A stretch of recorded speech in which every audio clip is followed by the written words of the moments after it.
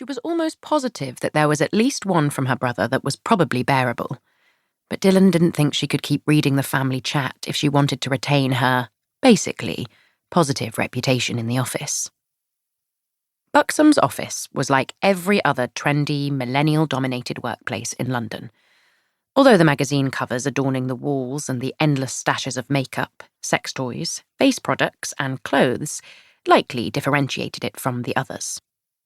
She liked the open space and the feeling of being around everyone all day. Having someone else to stare at, cry to, or talk things through with was instrumental when she was writing. Not that she was doing much of that these days.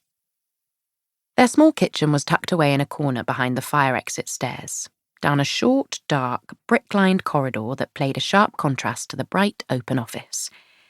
It had taken Dylan 6 months to realise this kitchen was here.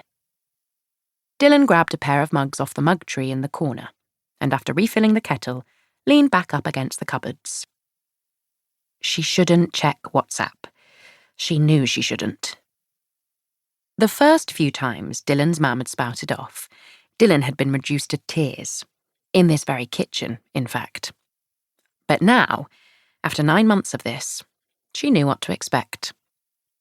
It was the same line of argument, the same points, and as much as Dylan wanted to say it didn't faze her anymore, the hard knots in her gut begged to differ.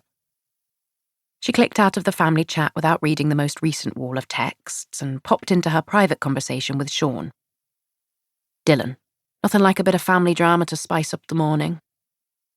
Typing appeared almost immediately underneath Sean's name at the top of her screen. Sean, Mam literally needs to get herself together. I'm sick of this. Dylan exhaled, the knots in her stomach pulling tighter. It was easy to hope that it really could be that simple. That her mother could just decide not to care about something that really wasn't worth all this emotional turmoil. Dylan, couldn't have put it better myself. Sean, funny, seeing as you're the writer. Dylan snorted. Dylan, you are? YOU''re? Sean, keyboard smash. Piss off, you know I don't care about grammar. Sean, it's a social construct, etc., etc. Dylan, I mean, yes, but I think we can also agree you only think so because you were rubbish at English. Sean, I can't be good at everything, Dill. Sean, it'd be massively unfair. Dylan, really big keyboard smash. Sean, it would be. Sean, I'm an Adonis. Dylan, OMG. Sean, God at maths. Dylan, do people like people who are good at maths? Sean, I'm basically a comedian. Sean, replying to, do people like? Yes, they do. Dylan, right, that makes sense given how many friends you had at school. Sean, that was out of order. Dylan laughed, a deep, genuine laugh, for the first time that day. For as long as she could remember, Sean had been the main constant in her life. They were only 11 months apart, but as children, they'd moved as a duo, inseparable, as though they were actually twins.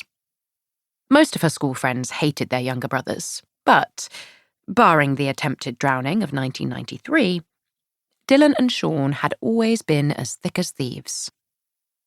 Somehow I think your ego will survive it. You're cruel. That's what they tell me. Afua smiled up at Dylan as she approached, 5 minutes later, with their tea. Cheers, Dylan. Afua accepted the mug and took a sip, and Dylan tried not to drop too pathetically back into her chair. She loved her job. Really, she did. But she also knew that the people who told you they loved their job, that they really did, were also the same people who spent at least 36 of the unnecessary 40 hours a week staring up at the ceiling tiles, wishing everything about said job was completely different. But Dylan did love her job. Really. It was just that her editor was fucking sadistic. How's it coming along?